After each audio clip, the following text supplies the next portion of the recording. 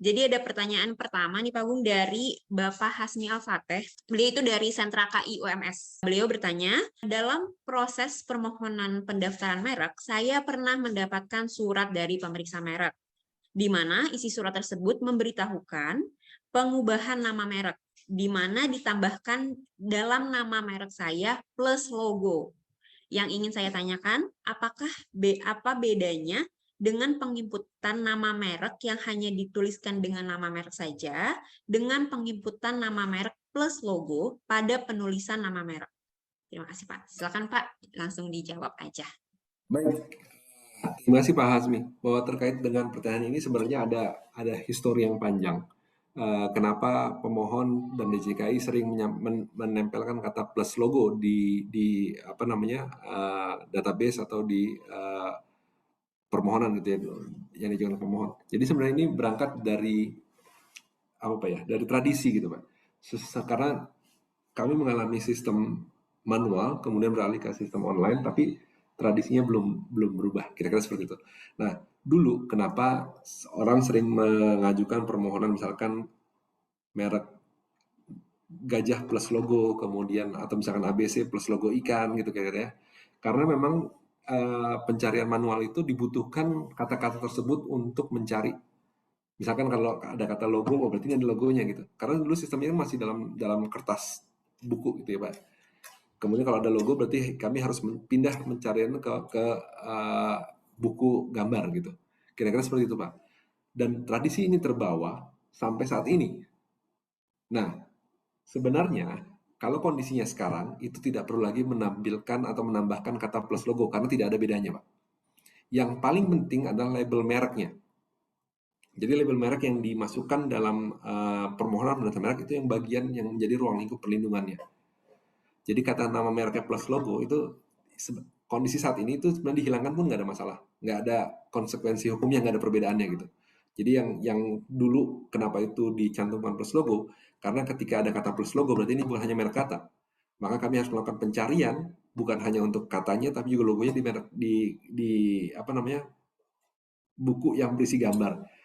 Jadi kira-kira begitu Bapak kondisi saat ini, maka tidak masalah sekarang tidak mencantumkan plus logo, yang penting adalah label mereknya. Cuma yang jadi masalah adalah ketika misalkan mereknya misalkan ABC, tapi di labelnya itu tidak ada kata ABC-nya, itu yang jadi masalah gitu. Nah, ini akan muncul surat usulan penolakan untuk memperbaiki nama merek sesuai dengan label. Karena label hampir dapat dipastikan tidak dapat dirubah. Kalau misalkan ternyata itu sangat apa namanya fatal kesalahannya, tapi nama merek selalu bisa dirubah mengikuti label merek yang dimohonkan pendaftarannya. Demikian Pak. Baik, terima kasih Pak Agung.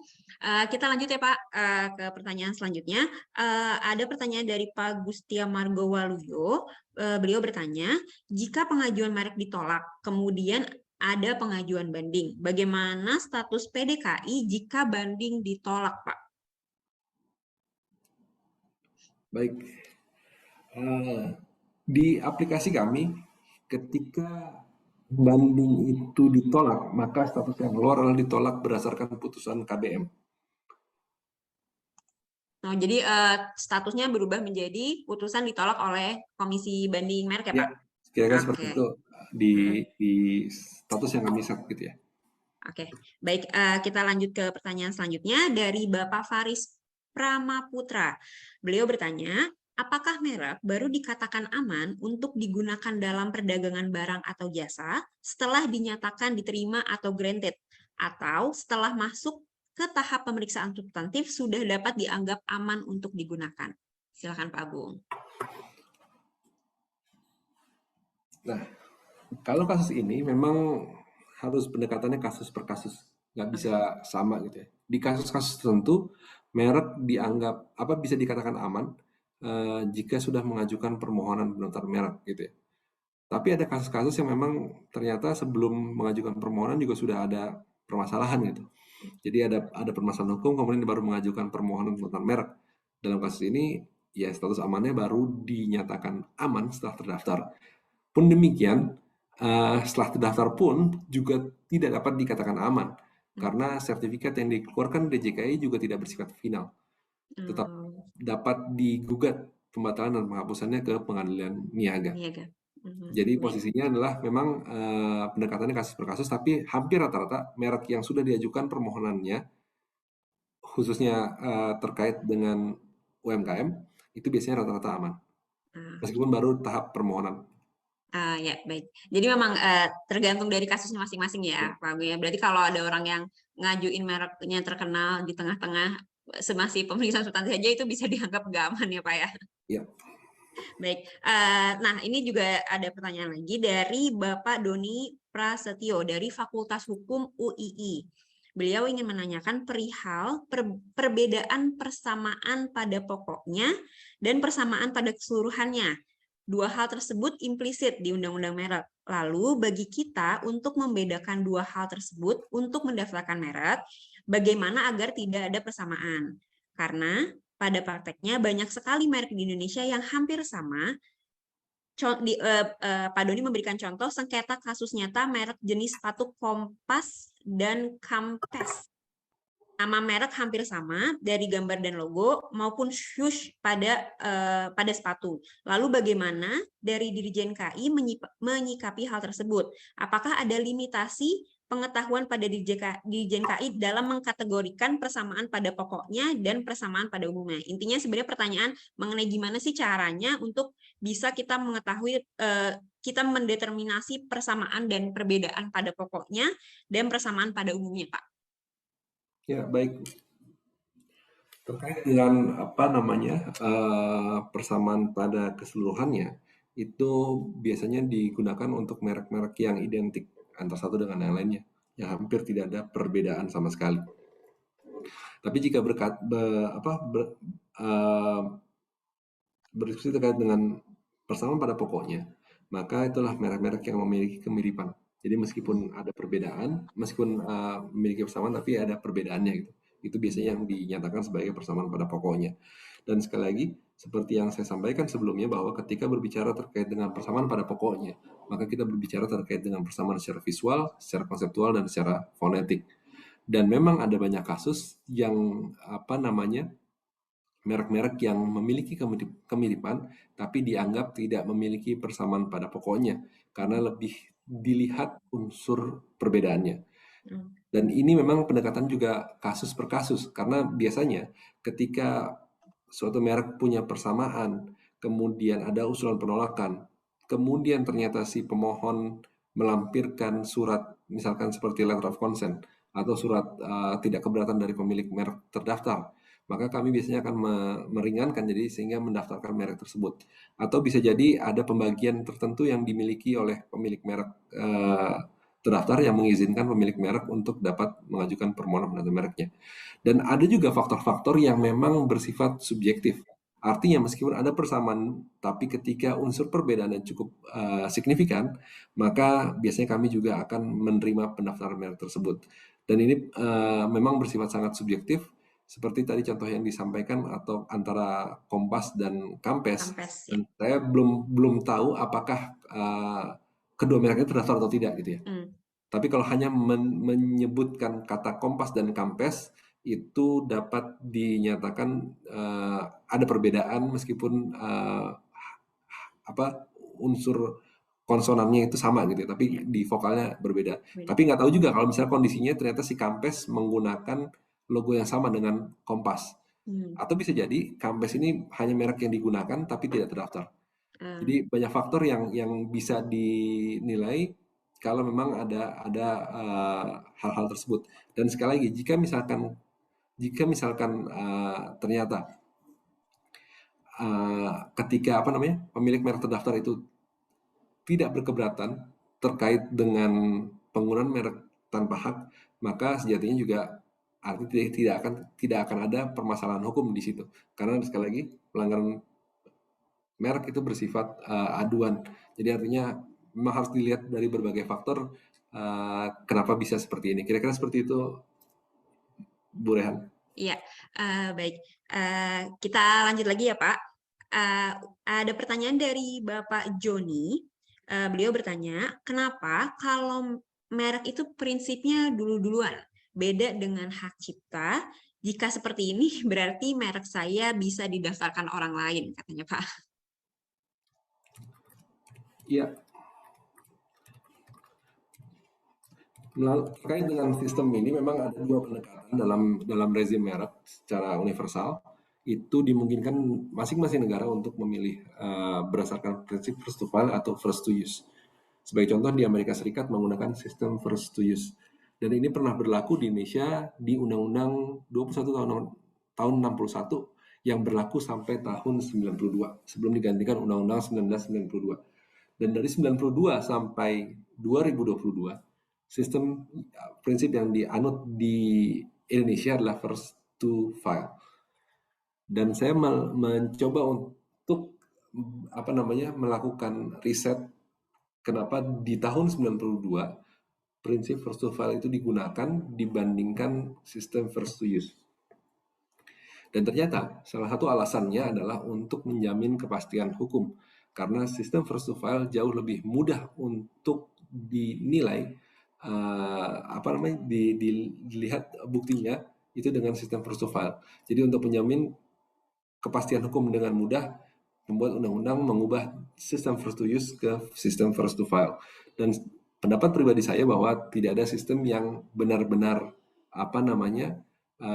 sempurna. Karena dalam sistem first to file juga, meskipun Indonesia menganut sistem first to file, tapi ada dua pengecualian yang bisa mengecualikan sistem first to file.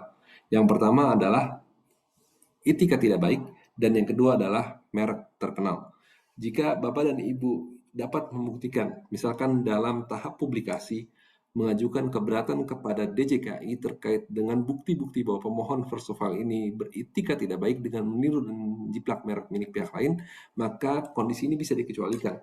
Merek tersebut akan ditolak meskipun memiliki tanggal pengajuan lebih dahulu. Atau dalam konteks yang lebih jauh, dalam gugatan pembatalan dan penghapusan. Jadi ada beberapa kasus-kasus yang memang dibatalkan karena merek tersebut beretika tidak baik. Dan pengecualian kedua adalah jika merek tersebut merupakan merek terkenal milik pihak lain yang diajukan secara tanpa hak. Kira-kira demikian penjelasannya. Ya, baik Pak, terima kasih. Kita lanjut lagi. Ada pertanyaan dari Bapak Adil Muhammad. Beliau menanyakan terkait dengan field disclaimer pada proses permohonan merek. Bagaimana implementasinya pada dunia perdagangan, mengingat belum adanya keterangan disclaimer pada sertifikat merek. Apakah sedang atau sudah diatur mengenai hal ini di kantor merek? Lalu ada dua pertanyaan nih Pak. Satu lagi beliau bertanya, apakah ada tips and trik ketika menyampaikan data dan fakta ketika mengajukan oposisi atau keberatan? Mengingat nyatanya dalam putusan oposisi atau keberatan masih tidak jarang ditolak, padahal bukti-bukti pendukungnya sudah sangat cukup kuat. Itu Pak. Silakan bisa dijawab. Ya, ini salah satu tugas kami untuk menampilkan fitur disclaimer dalam sertifikat pendaftaran merek. Karena kondisinya saat ini baru tercatat dalam aplikasi internal kami dan belum muncul dalam sertifikat pendaftaran merek. Terima kasih Bapak. Ini menjadi catatan kami juga dari tahun lalu untuk mengubah sertifikat pendaftaran merek, cuma ada kendala terkait dengan pengembangan aplikasi. Kemudian terkait dengan keberatan yang kecil kemungkinan untuk diterima gitu ya kira-kira. Dan memang saya belum bisa mendata atau memberikan jumlah persentase bahwa berapa sih persentase merek yang ditolak berdasarkan keberatan atau tidak. Memang hampir rata-rata merek yang ditolak itu berdasarkan kewenangan secara ex officio pemeriksa merek. Tapi tidak jarang juga merek-merek itu ditolak berdasarkan oposisi. Jadi artinya ada keberatan-keberatan yang memang dikabulkan gitu oleh pemeriksa merek karena merek tersebut memenuhi syarat penolakan berdasarkan pasal 21 gitu yang diajukan oleh pemilik merek pemohon keberatan, kira-kira seperti itu. Tapi ada banyak kasus yang saya ingat contohnya misalnya merek luar negeri gitu ya. Ada merek Strawberry gitu ya, yang first to file itu orang Indonesia dan pemohon pemilik merek aslinya itu datang kemudian mengajukan keberatan dan dia memiliki tanggal yang di belakang, tanggal lebih lambat gitu, dan keberatan itu diterima Karena fakta-faktanya memang sangat kuat bahwa pemilik merek pertama sudah memiliki pendaftaran merek di luar dan masuk ke Indonesia, tapi ada merek yang diajukan lebih dahulu secara tanpa hak. Kira-kira demikian penjelasan dari saya. Baiklah, terima kasih. Kita lanjut lagi nih Pak, masih banyak pertanyaan dari peserta ya Pak. Jadi mohon bersabar. Ini pertanyaan dari Pak Hardi Tangkudung. Beliau bertanya, jika suatu merek memiliki kata dan logo, kemudian ditemukan merek dengan kata yang sama, namun logo yang berbeda, sudah terdaftar atau dimohonkan terlebih dahulu. Apakah logo dapat jadi unsur pembeda? Atau jika sebaliknya, merek tersebut memiliki logo yang sama dengan merek yang terdaftar, namun kata dalam merek berbeda jauh. Apakah dapat jadi unsur pembeda juga? Terima kasih.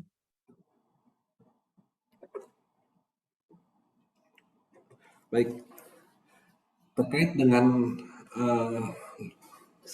logo yang sama dan kata yang berbeda, kecenderungannya lebih sulit ketimbang kata yang sama dengan logo yang berbeda. Pun demikian, tetap dimungkinkan itu bisa didaftar. Tapi dalam praktik hampir saya nyatakan 90% kasus pasti ditolak.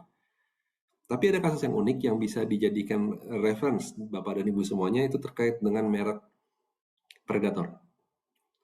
Bapak Ibu pernah baca merek Predator yang milik Acer Corporation itu diputus oleh pengadilan memiliki perbedaan meskipun menggunakan kata Predator yang sama. Dari posisi DJKI sampai Komisi Banding Merek itu ditolak kemudian ditolak lagi oleh KBM karena memiliki persamaannya meskipun logonya berbeda, tapi sama-sama menggunakan kata Predator untuk produk-produk elektronik di kelas 9 gitu. Dan di pengadilan, seperti kalau saya tidak salah, di pengadilan pertama, pengadilan niaga juga tetap dinyatakan ditolak, gugatan tidak diterima, tapi di kasasi itu didaftar. Jadi ternyata dimungkinkan merek yang menggunakan kata yang sama dengan logo yang berbeda itu didaftar. Tapi dalam satu unsur pertimbangannya ada masalah reputasi dan penggunaan sebelumnya dari pemilik merek tersebut. Jadi ada faktor-faktor lain yang mungkin menunjang jika ada persamaan kata meskipun logonya berbeda. Tapi terkait dengan logo yang sama, kata yang berbeda, saya belum mendapatkan referensi kasusnya. Dan di dua ini, jika kualifikasinya barang dan jasa sejenis, maka hampir dapat dipastikan merek tersebut akan ditolak. Jadi sangat kecil kemungkinan bisa didaftar, tapi dimungkinkan. Sebagai contoh tadi kasus yang saya sampaikan terkait dengan Predator. Demikian. Baik, Pak. Pertanyaan selanjutnya dari Bapak Diki. Beliau dari PT Akur Pratama Jogja Group. Pertanyaannya adalah, apabila pada saat pendaftaran merek, ada merek yang sama dengan pihak lain, baik pada pokoknya ataupun keseluruhannya, tapi kelasnya berbeda, apakah merek tersebut dapat diterima atau terdaftar? Pertanyaan selanjutnya, apakah merek yang sama dengan pihak lain atau luar negeri dapat didaftarkan oleh kita yang hanya dipakai di dalam negeri? Begitu, Pak. Oke. Baik. Dasar penolakan merek adalah memiliki persamaan pada pokoknya atau keseluruhannya dengan merek terdaftar milik pihak lain untuk barang atau jasa yang sejenis. Dan kualifikasi barang jasa sejenis ini tidak terikat pada kelas. Bisa jadi jenis barang atau jasa itu sejenis meskipun berbeda kelas. Dan bisa jadi barang jasa itu tidak sejenis meskipun dalam satu kelas. Jadi kualifikasi dasar penolakan itu bukan berdasarkan kelas, tapi barang jasa yang sejenis. Dan ketika berbicara terkait dengan kualifikasi barang yang sejenis, maka pertimbangannya biasanya adalah persamaan terkait dengan sifat, kemudian bersifat komplementer atau tidak, kemudian bersifat pengganti atau tidak, kemudian target konsumen, material pembentuk, kira-kira seperti itu. Nah, saya ambil contoh sama tujuan penggunaan. Saya ambil contoh seperti ini. Barang-barang untuk atap dari logam itu masuk dalam kelas 6. Barang-barang atap dari tanah liat itu masuk di kelas 19. Meskipun mereka memiliki klasifikasi yang berbeda, tapi tujuan penggunaan sama, target konsumen sama, sifatnya sama, terus cara penggunaannya sama untuk melindungi rumah dari panas dan hujan, maka dapat dikategorikan sejenis meskipun berbeda kelas. Contoh lain adalah misalkan kacamata ada di kelas 9, kemudian barang-barang elektronik juga ada di kelas 9. Meskipun kedua barang tersebut itu dalam kategori satu kelas, tapi karena tujuan penggunaan yang berbeda, kemudian target konsumennya juga berbeda, sifat barang tersebut berbeda, maka tidak dapat dikategorikan sejenis meskipun dalam satu kelas. Ini yang kami sampaikan terkait dengan kualifikasi barang dan jasa sejenis. Jadi satu kelas bukan berarti tidak otomatis sejenis, berbeda kelas tidak otomatis tidak sejenis. Kira-kira seperti itu terkait dengan barang jasa yang sejenis. Kemudian terkait dengan merek yang didaftarkan di dalam negeri, ini kalau saya tidak salah menangkap pertanyaannya adalah ketika merek tersebut diajukan atau dimohonkan oleh permohonan dalam negeri, itu sudah dimiliki oleh pihak luar negeri tapi belum terdaftar. Kira-kira seperti itu ya? Iya, betul Pak. Nah, sebaiknya menghindari merek-merek yang menjiplak atau meniru merek luar negeri secara plek-plek gitu kira-kira. Jika ada unsur jiplak meniru ini sedikit tips dan trik ya untuk mengakali pemeriksa mengeluarkan usulan penolakan, lakukanlah modifikasi.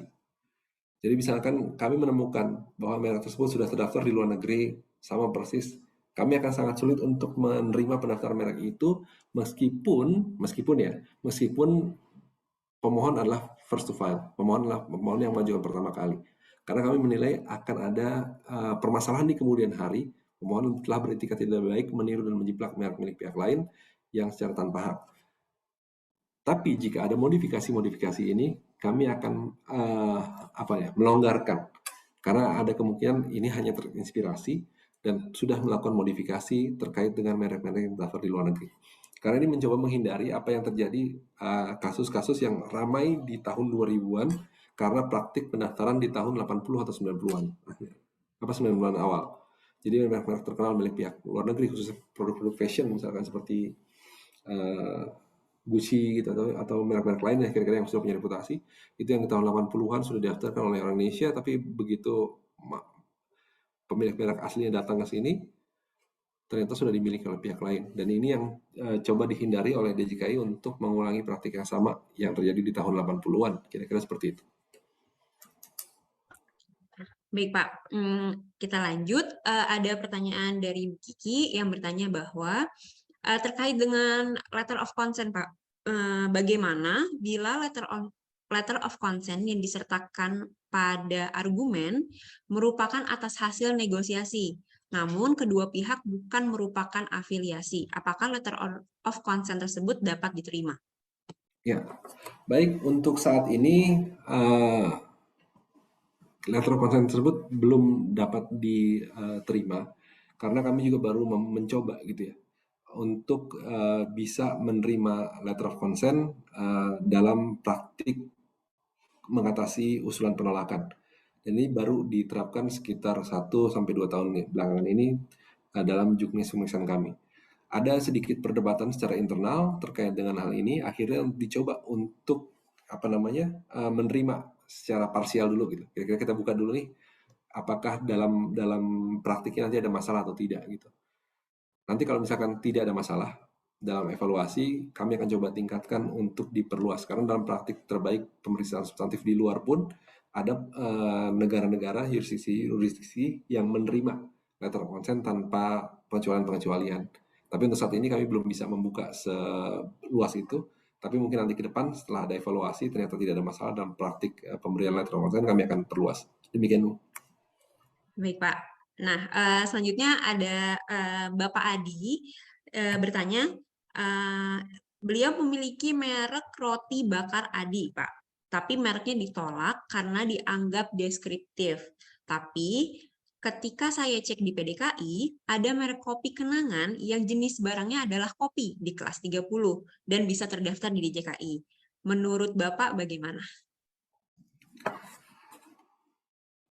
Ya, jadi sebelumnya saya mohon maaf tidak bisa menjawab pertanyaan ini dalam apa namanya secara detail. Tapi nanti kalau misalkan Bapak dan Ibu pemilik merek roti bakar Adi ini mau menginformasikan nomor permohonannya atau apa namanya menginformasikan lebih detail terkait dengan usulan penolakannya, infokan saja. Nanti saya akan jawab secara detail. Dan terkait dengan hal ini bisa secara khusus dikirimkan datanya ke email saya agung.indrianto@dgip.go.id agung.indrianto@dgip.go.id. Nanti insya Allah akan saya jawab secara lebih detail dalam email tersebut. Soalnya kalau misalnya jawab sekarang takutnya data yang saya terima kurang lengkap gitu ya. Jadi jawabannya jadi kurang valid. Demikian. Baik, Pak. Nanti kita akan arahkan Pak Adi untuk langsung menghubungi Bapak. Nah, selanjutnya ada pertanyaan dari Bapak Fadil. Ada 2 pertanyaan, Pak. Tadi sepertinya kalau yang pertanyaan pertama, oh ya, pertama-tama tetap mengenai letter of consent, Pak. Tapi pertanyaannya adalah, apakah ada format baku terkait dengan letter of consent dari DJKI?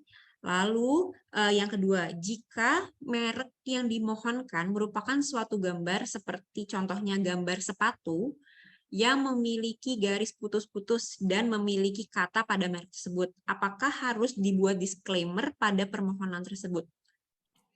Terima kasih. Oke. Baik, terkait dengan letter of consent tidak ada format baku sepanjang memang ditandatangani oleh pihak yang valid dan klausulnya jelas gitu ya. Itu tidak ada masalah. Mau 1 halaman, setengah halaman, atau berlembar-lembar itu tidak ada masalah. Akan kami terima letter of consent tersebut. Kemudian terkait dengan gambar putus-putus dalam label merek, bisa diisi di bagian disclaimer atau di bagian deskripsi. Itu tidak ada masalah. Karena di sisi kami juga sudah memahami maksud dari Bapak dan Ibu yang mengajukan permohonan dengan garis putus-putus.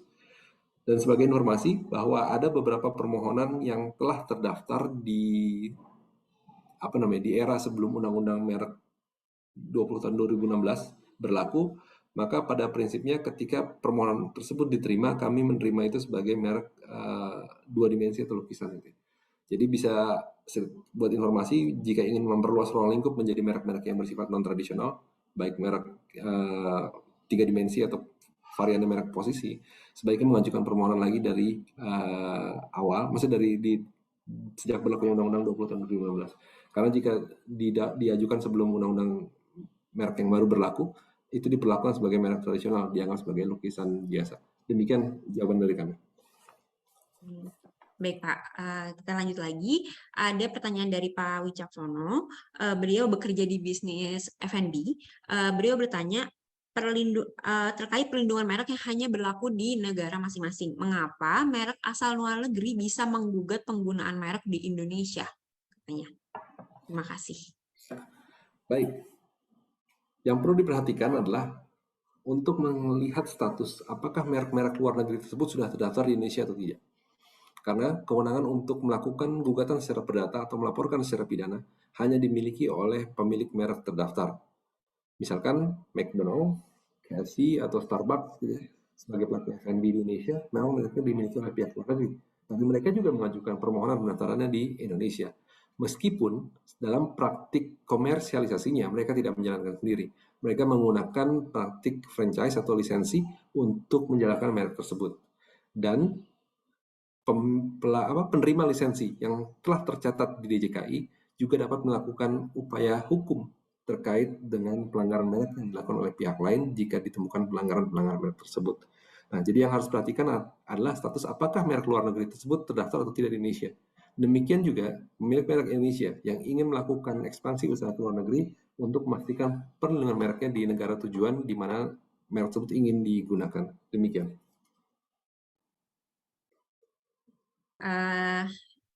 Selanjutnya, pertanyaan dari Ibu Sheila Puspita dari FHUI.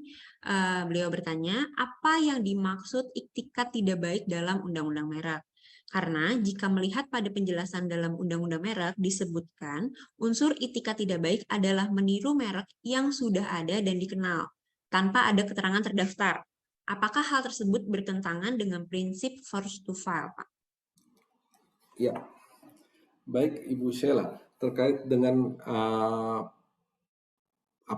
kualifikasi etika tidak baik, memang di penjelasan undang-undang hanya seperti itu gitu ya. Dan dalam praktik pemeriksaan kami menilai bahwa semua permohonan adalah beritikat baik kecuali terbukti sebaliknya. Dan jika ditemukan faktor-faktor kira-kira pemohon-pemohon tersebut memiliki etika tidak baik, maka permohonan tersebut akan ditolak. Dan salah satu faktor yang paling mudah untuk dinilai adalah ketika meniru dan menjiplak merek pihak lain. Dan benar bahwa faktor etika tidak baik ini adalah salah satu alasan untuk mengecualikan prinsip first to file. Jadi ada beberapa kasus yang merek yang ditolak karena diajukan berdasarkan pemohon beretika tidak baik. Selain meniru dan menjiplak merek milik pihak lain, kualifikasi pendaftaran merek yang dinyatakan beretika tidak baik adalah merek yang didaftarkan karena pengetahuan sebelumnya yang dimiliki oleh pemohon berdasarkan penggunaan merek milik pihak lain.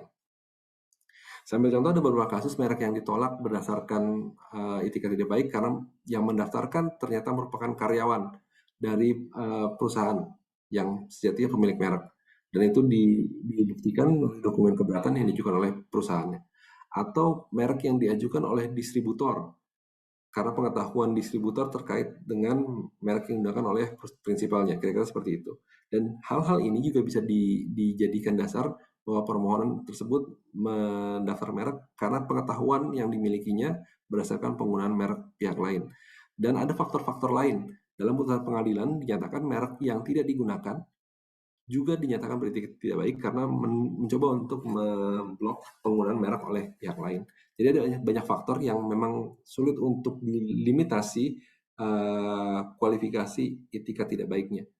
Dan jika memang ada faktor-faktor tersebut yang ditemukan oleh pemeriksa merek dalam tahap pemeriksaan, utamanya melalui dokumen keberatan yang diajukan oleh pihak ketiga, kemudian ada praktik-praktik yang kira-kira memang dapat dikualifikasikan beretika tidak baik, maka dapat didasarkan penolakannya berdasarkan penolakan etika tidak baik. Demikian jawaban dari kami. Baik, Pak. Kami lanjutkan. Ada pertanyaan dari Ibu Ayu Mawarini. Beliau bertanya terkait dengan gugatan penghapusan merek. Gugatan penghapusan merek karena tidak digunakan 3 tahun berturut-turut. Apakah sekiranya menurut DJKI memiliki pandangan mengenai argumen yang bisa digunakan untuk membuktikan bahwa merek tersebut sudah tidak digunakan oleh pemilik terdaftar? Baik, di posisi ini sebenarnya DJKI tidak memiliki kompetensi untuk menilai penggunaan merek karena sejatinya penggunaan merek itu harus berlaku di seluruh wilayah Indonesia. Maksudnya satu penggunaan merek tersebut di salah satu wilayah Indonesia itu cukup dinyatakan sebagai merek tersebut digunakan. Kira-kira seperti itu. Dan jangka waktu 3 tahun berturut-turut itu bisa gugur ketika misalkan di tahun 2 tahun 9 bulan tiba-tiba di bulan ke-10-nya langsung digunakan. Dan ada kemungkinan pembuktian itu tidak digunakan, itu gugur. Dan yang paling penting untuk membuktikan adanya penggunaan merek kalau tidak adalah market survey. Dan di sini DJKI tidak memiliki kompetensi sama sekali untuk bisa menilai apakah merek tersebut sudah digunakan atau tidak. Dan makanya kewenangan untuk menghapus merek yang tidak digunakan itu dihilangkan dari kewenangan DJKI di Undang-Undang 2016 yang sebelumnya ada di Undang-Undang 2001. Karena kami tidak memiliki kompetensi terkait dengan kemampuan sumber daya untuk melakukan hal tersebut. Dan sekali lagi, biasanya penggugat akan melakukan market survey sebagai bukti bahwa merek tersebut tidak digunakan. Demikian jawaban kami.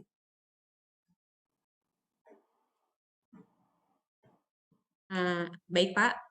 Kita lanjut. Ada pertanyaan, tapi ini kita nggak diinfoin namanya siapa, tapi akan kita tetap tanyakan bahwa apakah di hak merek juga terdapat istilah royalti, hak moral, hak ekonomi, atau apakah hanya di hak cipta saja? Baik, di merek tidak ada istilah hak moral dan hak ekonomi karena sejatinya memang pembagian terkait dengan moral dan ekonomi itu hanya ada di hak cipta. Tapi terkait dengan royalti itu dimungkinkan dalam skema komersialisasi merek. Sebagai contoh, dalam mekanisme lisensi itu dimungkinkan pembayaran secara lamsam ataupun berdasarkan mekanisme royalti. Jadi ketika melakukan lisensi atau franchise atau apapun itu, misalnya co-branding atau apapun bentuk lisensi, maka itu dimungkinkan mekanisme pembayaran melalui skema royalti.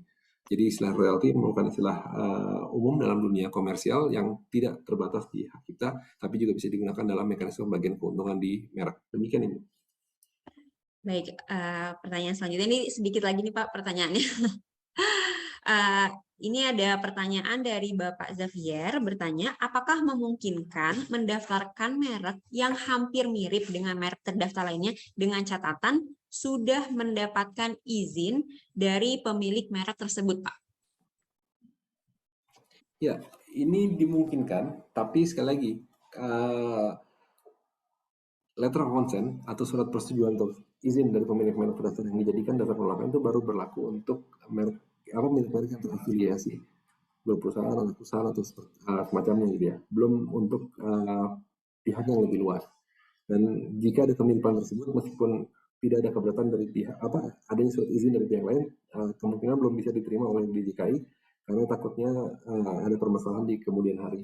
Tapi mungkin kedepannya bisa dievaluasi kebijakan kami untuk memperluas, meskipun tidak ada hubungan antara satu dengan yang lainnya, tapi sudah ada surat tidak keberatan itu bisa diterima pendaftaran mereknya. Tapi untuk saat ini sepertinya merek tersebut akan ditolak permohonan pendaftaran mereknya. Demikian Ibu.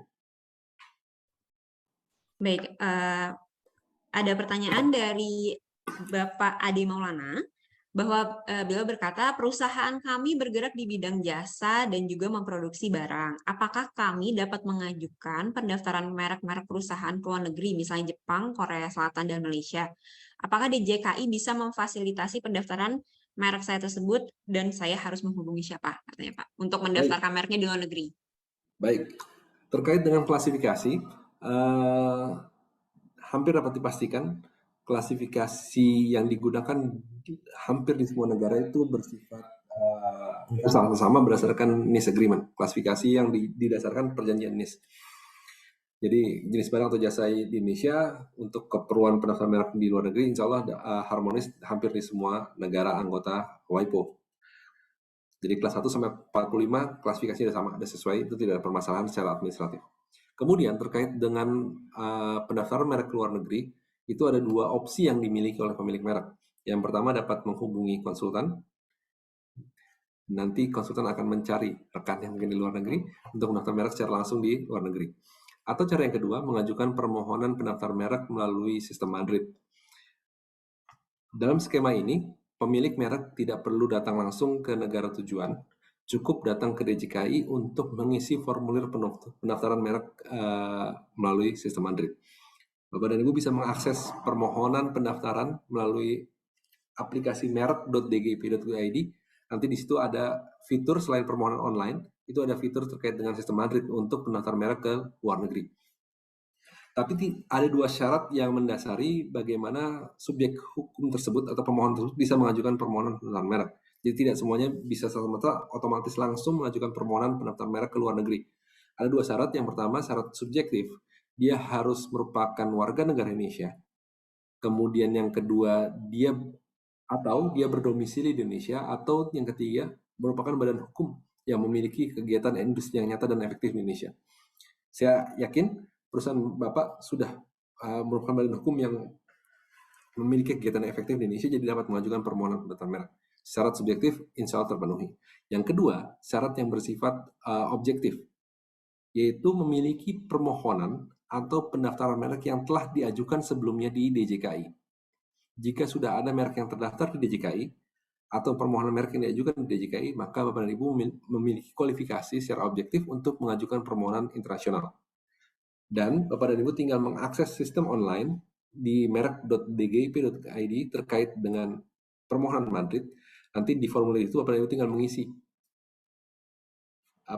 formulir tersebut secara online, dan kemudian dari sistem online tersebut Bapak dan Ibu bisa memilih negara tujuan mana tersebut ingin diajukan permohonan penata mereknya. Nanti permohonan yang diterima akan dikirim, diperiksa oleh DJKI, kemudian dikirimkan ke Biro Internasional, dalam hal ini WIPO, World Intellectual Property Organization. Nanti melalui Biro Internasional, merek Bapak dan Ibu itu akan dikirimkan ke negara tujuan sebagaimana permintaan Bapak dan Ibu. Kira-kira seperti itu pengajuan merek ke luar negeri berdasarkan sistem Madrid. Dan jika ada permasalahan terkait dengan akses sistem, Bapak dan Ibu bisa melakukan komunikasi langsung dengan kontak di DJKI 152. Demikian Bapak dan Ibu. Baik, terima kasih Pak. Ada pertanyaan lagi dari Bapak Andi. Beliau bertanya, apakah jika merek yang kami daftarkan ada kata yang tidak ada dalam permohonan, namun pada label atau logo kami terdapat kata tambahan, apakah ini saat pemeriksaan substantif bisa dilakukan penolakan? Jadi maksudnya Pak, beliau memiliki 2 merek, tapi di merek yang sebelumnya nggak ada kata, di merek yang baru ini ada katanya, terus beliau khawatir saat pemeriksaan substantif itu akan ditolak. Menurut Bapak? Ya, baik. Jika ada perluasan ruang lingkup perlindungan dalam label merek yang baru diajukan, misalkan tadi sebelumnya sudah terdaftar logonya tanpa kata, kemudian diperluas dengan logo plus kata, maka pemeriksaan juga akan dicari kata-kata yang memiliki persamaan pada pokoknya tersebut. Jadi jika tidak ditemukan pembanding terkait dengan kata tersebut, maka kemungkinan besar merek tersebut akan didaftar. Tapi jika ditemukan pembanding, maka kemungkinan besar merek tersebut akan ditolak. Gitu. Jadi harus dipastikan dulu apakah kata-kata tersebut sudah ada pemilik merek terdaftarnya atau tidak. Karena bisa jadi label mereknya itu yang sebelumnya terdaftar itu tidak ada kata tersebut, kemudian ternyata katanya tersebut sudah ada yang terdaftar, maka kemungkinan besar kan ruang lingkup perlindungan itu diperluas gitu ya, dengan kata tersebut. Nah, jika menggunakan kata tersebut, takutnya jatuh ke kualifikasi memiliki persamaan pada pokoknya dengan merek terdaftar milik pihak lain. Maka memang pemeriksaannya akan dilakukan secara keseluruhan termasuk unsur katanya. Nanti baru dilihat apakah ada merek pembandingnya atau tidak. Kira-kira seperti itu jawaban dari kami. Baik Pak, lalu ada lagi nih pertanyaan dari Bapak Adi Muhammad bahwa perlindungan merek dimulai dari tanggal permohonan atau penerimaan apabila terdaftar. Bagaimana kedudukan hukum atas merek tersebut ketika masih dalam permohonan? Mengingat jika terdaftar sudah memiliki hak dari tanggal permohonan atau penerimaan. Ya, memang disebutkan perlindungan terhitung sejak tanggal penerimaan, tapi kewenangan untuk melakukan upaya hukum baru diberikan setelah merek tersebut terdaftar. Jadi tanggal penerimaan itu memang berfungsi secara administratif untuk melakukan misalkan perpanjangan atau hal-hal yang bersifat administratif lain. Tapi terkait dengan upaya penegakan hukum harus dipastikan merek tersebut telah terdaftar untuk menerima hak secara eksklusif untuk melakukan penindakan hukum. Jadi pastikan ketika melakukan penindakan hukum itu merek tersebut telah terdaftar berdasarkan tanggal pendaftaran. Dan bisa jadi kemungkinan untuk melakukan somasi-somasi sebelumnya itu bisa dilakukan ketika Bapak dan Ibu baru dalam tahap permohonan. Tapi laporan sesungguhnya atau maksudnya upaya hukum realnya itu hanya bisa dilakukan setelah merek tersebut terdaftar. Demikian jawaban dari kami. Baik, terima kasih Pak. Nah, ini ada pertanyaan dari Pak Bagus. Beliau bertanya, apabila logo merek saya sudah terdaftar, tapi ada pihak yang mendaftarkan logo merek saya menjadi suatu karya lukis ke rezim hak cipta, apakah saya bisa menuntut melalui rezim merek? Baik, ini cukup menarik terkait dengan titik singgung perlindungan antara rezim-rezim KI yang lain. Jadi prinsipnya semua pendaftaran merek pasti berangkat dari suatu karya cipta. Logo-logo yang didaftarkan sebagai merek hampir dapat dipastikan sebelumnya sudah memiliki perlindungan hak cipta, meskipun dalam pelaksanaannya hak ekonomi dialihkan itu dari pencipta ke pemilik merek. Nah, dalam konteks ini, ketika pemilik merek sudah memiliki merek terdaftar, kemudian logonya digunakan dalam lukisan dalam konteks hak cipta dengan pihak lain, maka pendekatan yang paling tepat untuk dilakukan adalah melakukan penegakan hukum melalui mekanisme undang-undang hak cipta. Dan demikian secara otomatis perlindungan hak cipta sudah dimiliki oleh pemilik merek tanpa menunggu merek tersebut terdaftar. Jika bukti-bukti sudah dimiliki oleh pemilik merek bahwa logo tersebut memang diciptakan oleh si pemilik merek.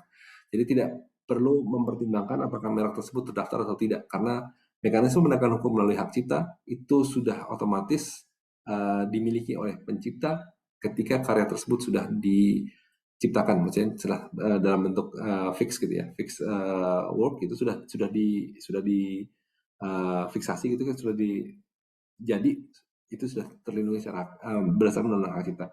Jadi intinya logo yang terdaftar sebagai merek pasti sebelumnya sudah dilindungi oleh hak cipta. Nanti tinggal pembuktian berdasarkan undang-undang hak cipta bahwa memang pihak yang menggunakan logo tersebut melanggar hak cipta atau tidak. Demikian penjelasan dari kami. Baik, terima kasih Pak. Nah ini ada pertanyaan lagi dari Pak Adil, bahwa terkait dengan Undang-Undang Cipta Kerja Pak. Katanya berdampak pada Undang-Undang Merek dan Indikasi Geografis. Apakah sudah diimplementasikan pada kantor merek, khususnya mengenai singkatnya proses pemeriksaan? Silakan Pak. Baik, untuk saat ini memang sangat sulit bagi DJKI untuk mengimplementasikan jangka waktu sebagaimana Undang-Undang Cipta Kerja mengamanahkan. Tapi ada berita baik dari Bapak dan Ibu semua bahwa kami mencoba untuk mempercepat proses pemeriksaan dalam jangka waktu beberapa bulan terakhir sampai bulan September ini, mencoba menyelesaikan seluruh permohonan sampai bulan Januari 2022. Jadi nanti range-nya itu tinggal 6 sampai 7 bulan dari tanggal penerimaan jika berhasil kami selesaikan di bulan September ini. Tapi sangat sulit bagi kami, ini memang PR besar untuk mengimplementasikan Undang-Undang Cipta Kerja. Tapi terkait dengan klausul dasar penolakan, khususnya jika merek tersebut bersifat fungsional, itu sudah diimplementasikan. Jadi bagian dari prosedur ini masih menunggu penyelesaian dari berkas-berkas yang tersisa sebelumnya, yang coba kami selesaikan dalam sampai September ini. Jadi kira-kira nanti memang belum sesuai dengan Undang-Undang Cipta Kerja yang kelar sekitar 4 sampai 6 bulan ya. Tapi kami coba untuk mempersingkat jadi 6-7 bulan dari tanggal penerimaan. Untuk para peserta diinformasikan bahwa karena kita juga ada keterbatasan waktu, kemungkinan pertanyaan hanya akan ada untuk 4-5 pertanyaan aja terakhir sebelum kita melakukan penutup. Baik, pertanyaan selanjutnya Pak, ini pertanyaan terkait dengan permohonan Madrid dari Bapak Aris Sunjoto. Beliau bertanya, apakah merek saya harus terdaftar terlebih dahulu di DJKI atau setelah mendaftarkan merek saya bisa langsung diajukan ke Madrid Protokol? Baik, untuk menggunakan pendaftaran merek ke luar negeri, itu tidak perlu menunggu merek tersebut terdaftar. Jika sudah memiliki nomor permohonan, maka Bapak dan Ibu bisa mengajukan permohonan merek ke luar negeri melalui sistem Madrid. Demikian penjelasan dari kami. Baik Pak, selanjutnya terkait dengan pemeriksaan substantif Pak, pertanyaannya adalah apakah para pemeriksa juga melakukan pemeriksaan merek terdaftar di luar negeri, misalnya pada situs WIPO Global Brand Database saat melakukan pemeriksaan merek? Ya, benar. Jadi kami melakukan penelusuran juga secara umum melalui situs pencari seperti Bing atau Google, dan juga merek-merek yang terdaftar di luar negeri melalui WIPO Global Brand Database atau situs-situs merek di kantor merek negara lain. Ini untuk menghindari adanya peniruan atau penjiplakan secara utuh dari pemohon-pemohon yang mengajukan permohonan mereknya di Indonesia. Jadi seperti yang saya sampaikan bahwa untuk menghindari kasus-kasus yang terjadi di tahun 90-an karena praktik-praktik peniruan di tahun 80-an, kira-kira seperti itu penjelasannya. Baik Pak, dua pertanyaan terakhir.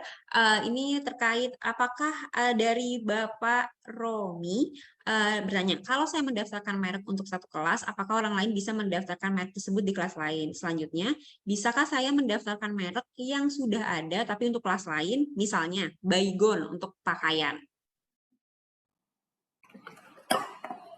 Baik, prinsipnya perlindungan merek tadi seperti saya jelaskan itu bersifat khusus gitu ya. Artinya kata-kata yang terdaftar untuk suatu jenis barang atau jasa itu tidak serta-merta dapat dijadikan dasar penolakan atau memiliki hak eksklusif untuk jenis barang jasa yang tidak sejenis. Tapi sekali lagi, ini juga bisa tergantung reputasi dari suatu merek yang coba untuk daftarkan di kelas-kelas yang lain. Jadi sebagai contoh, kalau misalkan kata ABC digunakan untuk kecap, maka pihak lain juga boleh menggunakan merek ABC untuk misalkan produk batu baterai atau untuk produk-produk sabun gitu misalkan. Karena kata ABC dinilai tidak memiliki reputasi yang cukup kuat untuk didaftarkan untuk dijadikan dasar penolakan di kelas-kelas yang lain. Tapi ini bisa berbeda dengan misalkan kata Baygon yang terdaftar untuk misalkan produk insektisida di kelas 5, kemudian coba daftarkan di kelas pakaian di kelas 25. Bisa jadi pemilik merek Baygon akan mengajukan keberatan terkait dengan peniruan atau penjiplakan merek miliknya. Karena sekali lagi, Baygon itu kata yang bersifat inventif dan sudah memiliki reputasi. Jadi akan sangat sulit gitu ya untuk bisa diterima pendaftarannya meskipun berbeda kelas. Karena bisa jadi merek-merek yang punya reputasi itu mengembangkan dirinya menjadi merek terkenal yang bisa dijadikan dasar penolakan untuk semua kelas. Tapi ini ada faktor-faktor pembuktian lain yang harus dibuktikan oleh pemilik merek terkenal untuk membuktikan reputasi merek miliknya tersebut. Tapi merek-merek yang tidak memiliki reputasi itu akan sangat mudah didaftarkan di kelas-kelas yang lain jika tidak dilindungi di jenis barang atau jasa tersebut. Jadi bisa jadi misalkan merek cap gajah gitu ya, sudah memiliki reputasi untuk sarung, tapi ketika didaftarkan sebagai minuman, itu bisa jadi tetap daftar terkait dengan merek cap gajah. Kira-kira seperti itu penjelasannya. Baik Pak, nah ini pertanyaan terakhir Pak, terkait dengan penggunaan merek Pak yang sudah terdaftar di DJKI. Jadi misalnya merek itu yang terdaftar adalah berwarna merah, tetapi yang digunakan oleh pemilik merek tersebut digunakan warna kuning Pak di pasaran. Nah, terkait hal ini, apakah penggunaan warna kuning tersebut dianggap tidak sesuai dengan yang sudah terdaftar, atau apakah ada hal yang seperti mendaftarkan merek yang berwarna kuning? Baik, memang ini sekali lagi perlu dianalisis terkait dengan warna merah dan kuning itu sebagai unsur utama atau sebagai penunjang, atau bisa jadi hanya background saja, tapi unsur utamanya tetap menggunakan warna-warna yang sesuai dengan pendaftaran merek. Jika memang itu merupakan unsur utama, maka saran saya untuk mengajukan permohonan pendaftaran merek sesuai yang digunakan.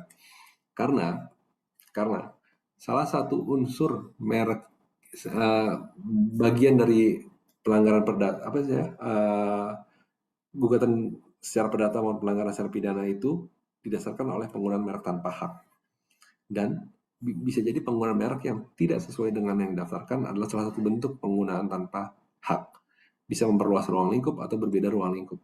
Tapi ini sekali lagi perlu dianalisis terkait dengan unsur-unsur lainnya seperti bentuk logo, penggunaan kata, kemudian kombinasi dari unsur tersebut, bukan hanya sekedar warna ya. Jadi harus pendekatannya kasus per kasus. Tapi sekali lagi, kalau memang unsur utama tersebut berwarna kuning, tapi yang digunakan warna merah, maka sebaiknya mengajukan pendaftaran sebagaimana unsur utama merek yang digunakan. Karena bisa jadi nanti akan bermasalah untuk terkait dengan pembuktian penggunaan merek tersebut di pasaran. Demikian penjelasan dari kami. Baik Pak, terima kasih atas jawaban-jawabannya Pak. Itu tadi pertanyaan terakhir. Baiklah, terima kasih juga untuk para peserta yang telah memberikan pertanyaan. Untuk peserta nanti sertifikat dan materi bisa diambil di akhir acara. Nanti panitia akan memberikan link untuk dapat diakses oleh para peserta. Lalu selanjutnya, apabila ada teman-teman yang ketinggalan tadi mengikuti acara webinar ini, bisa mengakses kanal YouTube Ambadar ataupun media sosial Ambadar, nanti kami akan upload video webinar kita hari ini di kanal YouTube Ambadar. Nah, sepertinya sudah cukup lama tadi kita bicara mengenai merek, dan dari pertanyaan terakhir tadi juga sudah merupakan acara penutup dari acara webinar kita hari ini. Tapi sebelumnya Pak Agung mohon untuk menyampaikan kesimpulan nih Pak dari webinar kita hari ini terkait dengan pendaftaran merek dan pemeriksaan merek. Silakan Pak Agung untuk menyampaikan kesimpulannya. Baik, mengingat pentingnya merek dalam kegiatan perdagangan barang atau jasa, maka sekali lagi jangan lupa bagi Bapak dan Ibu untuk mengajukan permohonan pendaftaran merek sebelum melakukan aspek komersialisasi. Karena tadi bukan hanya sebagai identitas atau nilai tambah, jadi sebenarnya merek juga memiliki fungsi secara ekonomi maupun secara hukum. Nah, bukti pendaftaran atau sertifikat pendaftaran merek merupakan bukti penting bagi Bapak dan Ibu untuk menjamin kesuksesan komersialisasi produk barang jasa dan Bapak dan Ibu semua. Nah, sekali lagi, jika ada permasalahan-permasalahan terkait dengan proses pendaftaran merek Bapak dan Ibu semua, harap menghubungi DJKI melalui kontak kami atau web kami, maka insya Allah kami akan membantu Bapak dan Ibu semuanya. Jadi sekali lagi, jika ada permasalahan, jangan sungkan untuk menghubungi kami dan menyampaikan apa yang menjadi kendala dari proses pendaftaran Bapak dan Ibu semua. Karena tugas kami untuk memastikan bahwa semua pelaku usaha untuk mendapatkan perlindungan merek sesuai prinsip hukum dan keadilan. Terima kasih. Baik, terima kasih Pak Agung atas kesimpulannya. Baik, teman-teman, itulah tadi acara webinar Ambadar dengan judul Strategi Mendaftarkan Merek dan Menyikapi Penolakan dari DJKI dengan narasumber kita Pak Agung Indrianto, SH, MH, LLM. Kita akan ketemu lagi di acara webinar Ambadar yang lainnya. Wassalamualaikum warahmatullahi wabarakatuh.